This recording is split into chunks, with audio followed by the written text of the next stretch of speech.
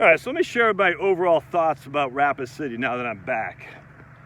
It was a great town, man. It's a great town. I love it. It's beautiful. People are nice. I met a guy for dinner, one of my subscribers, nice guy. He's been there for 20 years. He's from Colorado, kind of like Christian. He goes, yeah, it's not nearly as cold in the winter as like Colorado is. When it snows, it melts and all that. I said, how about mosquitoes? He goes, no, hardly any mosquitoes. There might be a couple weeks to get some, but hardly any. And you can hear the big butt coming in. The big butt is it's out there. It's remote. No other way around that. And, it's a town of 70,000 or so, and I'm sure it'll be 150,000 5 to 10 years from now. It's got lots of room to grow. No state income tax. South Dakota is quite good for a trust planning and stuff like that. A very favorable business environment. Very favorable, for entrepreneurship. Like in Rapid City, they got School of Mines. They also got Black Hills State University. I think they even have a South Dakota State School of Nursing there. Western Tech University is there. So, just lots of higher education for needed. I don't know what the in-state schools cost and all that, but I tell you, the remoteness is what concerns me, frankly.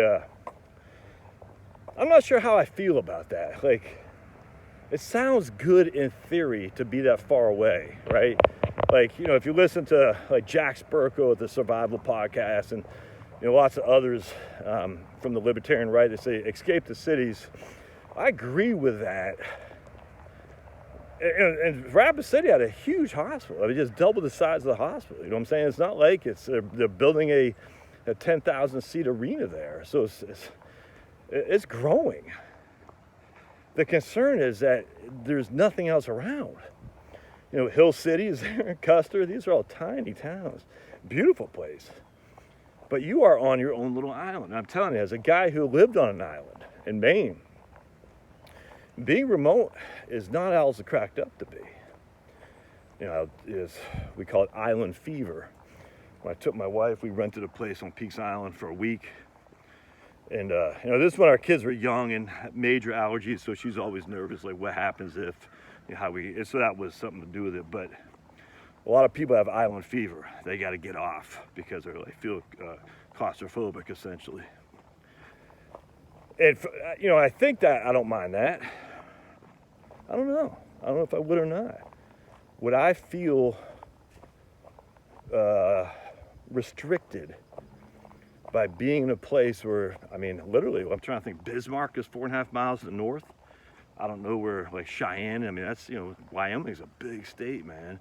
There's really, I don't know how far Sioux Falls is, 4.5, 5 miles, 5 hours or something like that. Did I say 4.5 miles? 4.5 hours to the north is Bismarck, and Bismarck's a tiny town. Talk about the last frontier. Man, we had a detour through Bismarck because the snow was coming down in Rapid City, so he couldn't see to get in. And you're flying over, you see Bismarck, like, wow. It's like, just flat, and a couple of buildings and a couple of neighborhoods. That's it. It's like,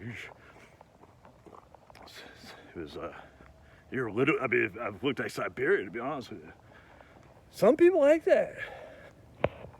They like being that remote. If you're trying to escape from the city, Rapid City, Bismarck, tough to beat those places. I just don't know. I don't know. When I was working for about 3 months, I did like a trial run with this firm up in Kingsport, Tennessee, Eastern Tennessee. And dude, Johnson, I'll go up there one of these days. I'll take a trip up there. Johnson City, freaking gorgeous. I don't know how many people live in Johnson City, 50,000 or something like that. But again, it's remote, man. In Johnson City, you can still hop in your car and go to Knoxville. It's only 2 hours away. Nashville's 4 hours away? Atlanta, 5 hours away.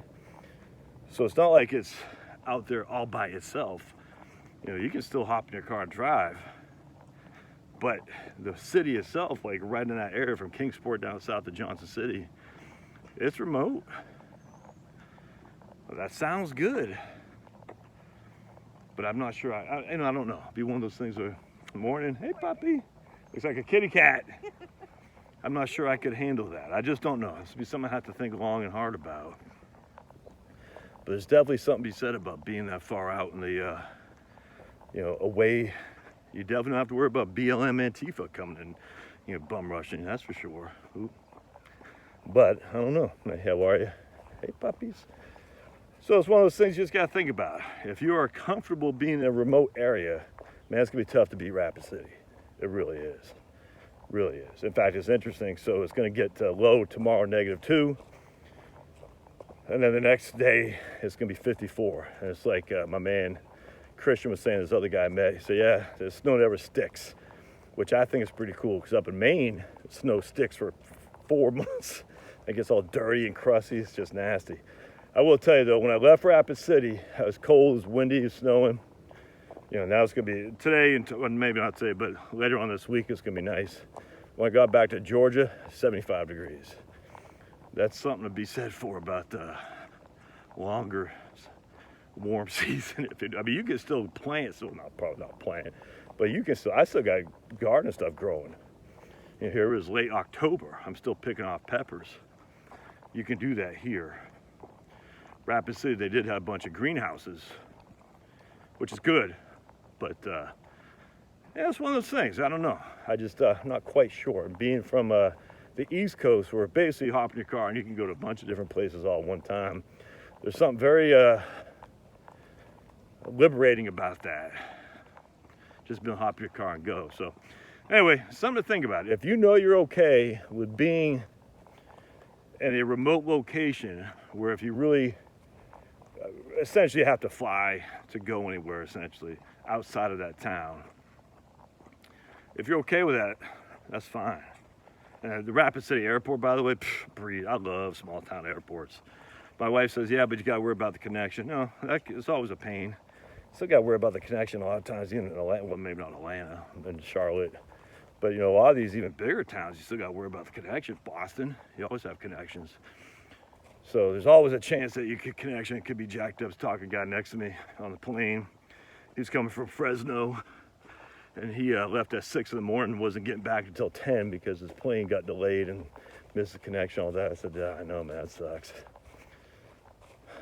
But how many times do you actually fly?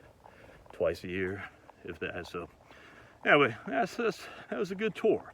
So it'll definitely be something to be considering as we progress in our journey. So I'll give you more to come. All right, see ya.